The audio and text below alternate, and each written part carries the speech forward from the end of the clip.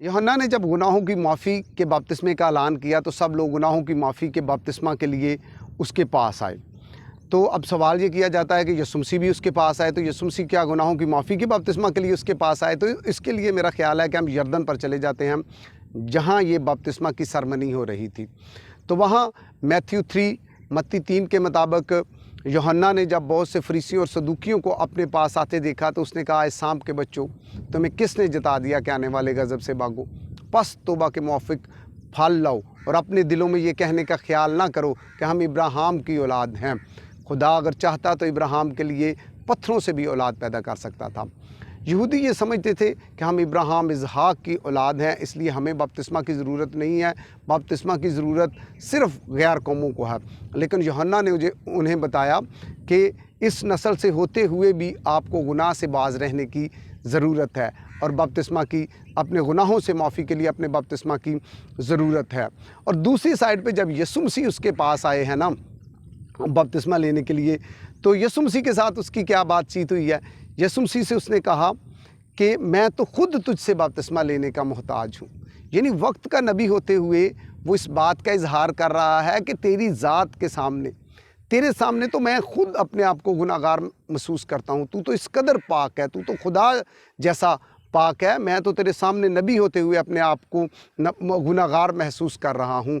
यानी वो कह रहा था कि तुझे बपतिस्मा की ज़रूरत नहीं है, मुझे बपतिस्मा की ज़रूरत है। और यीशु मसीह का इस बात के जवाब में यीशु मसीह ने जो बात कही है ना, वो बड़ी अहम है। यीशु मसीह ने उसे कहा कि अब तू होने ही दे। अब तू होने ही दे का मतलब ये है कि यीशु मसीह ने कहा कि मुझे अब तू कम होने ही दे। और यीशु मसीह मेरी और आपकी खातर बहुत दफ़ा कम हुए हैं। और देखें, यीशु मसीह के बारे में लिखा है, अगरचे खुदा की सूरत पे था, लेकिन उसने खुदा के बराबर होने को अपने कब्ज़ा में रखने की चीज़ ना समझा। उसने अपने आप को खाली कर दिया और खादम की सूरत इख्तियार की और इंसानों के मुशाबा हो गया। वो मर्द गमनाक बना, वो कुचला गया मेरी और आपकी खातर। और उसके बारे में लिखा है कि उसने मौत बल्कि सलीबी मौत गवारा कर ली। और मौत और कफ़ारे से मैं आपको एक बात बताना चाहता हूँ कि यीशु मसीह ने लूका और मरकस की इंजील में अपने बारे में बपतिस्मे को अपनी मौत से तशबीह दी है। और उन्होंने कहा है कि मैं एक ऐसा बपतिस्मा लेने जा रहा हूँ जो आप नहीं ले सकते। यानी और इसी बात को आगे हम देखें ना, इसी बात को रोमन्स, कुलसियन और क्रंथियों, फर्स्ट क्रंथियन, और उनमें पौलुस रसूल बयान करते हैं कि बपतिस्मे का मतलब ये है कि हम मसीह के साथ मरते हैं और जैसे वो जी उठा हम उसके साथ जी उठते हैं, उसके साथ जलाए जाते हैं। और ये जो है, ये बेसिकली बात ये है जो पौलुस रसूल हमें बता रहे हैं कि ये आदम के गुनाह की वजह से, आदम के जो गुनाह की वजह से तमाम नस्ल इंसानी जो है वो डिस्क्वालीफाई हो गई थी, वो उस हमेशा की ज़िंदगी से दूर हो गई थी। लेकिन जब हम यीशु मसीह के कफ़ारा पर यकीन लाते हैं, उसको कबूल करते हैं, उसके साथ मरते हैं और उसके साथ ज़िंदा होते हैं, तो हम क्वालीफाई हो जाते हैं। ये यीशु मसीह की मौत की वजह से हम क्वालीफाई हो जाते हैं उस हमेशा की ज़िंदगी के लिए। और बाज़ लोग ना हमें कहते हैं, जब वो किसी मुश्किल परेशानी से बच जाए तो वो कहते हैं कि जी कोई नेकी काम आ गई है। तो मैं उन्हें हमेशा एक बात कहता हूँ कि हमारी कोई नेकी इस लायक नहीं है कि उसके फ़ज़ल को, उस कफ़ारा को जो है वो विन कर सके, ख़रीद सके, हासिल कर सके। ये तो उसका फ़ज़ल है, ये तो उसकी मेहरबानी है कि उसने अपने बेटे को हमारी खातर भेजा और वो इंसानों के मुशाबे हो गया, वो इंसान बन के आया, मेरी और आपकी खातर जो है वो कम हुआ ताकि मैं और आप बच जाएं। इसका ये मतलब नहीं है कि हमने नेक काम नहीं करने, नेक काम करने हैं क्योंकि हमारे मसीह ने नेक काम किया। अगर मेरा नाम मनीर मसीह है तो मेरे कामों से भी पता चलना चाहिए कि मैं मनीर मसीह हूँ।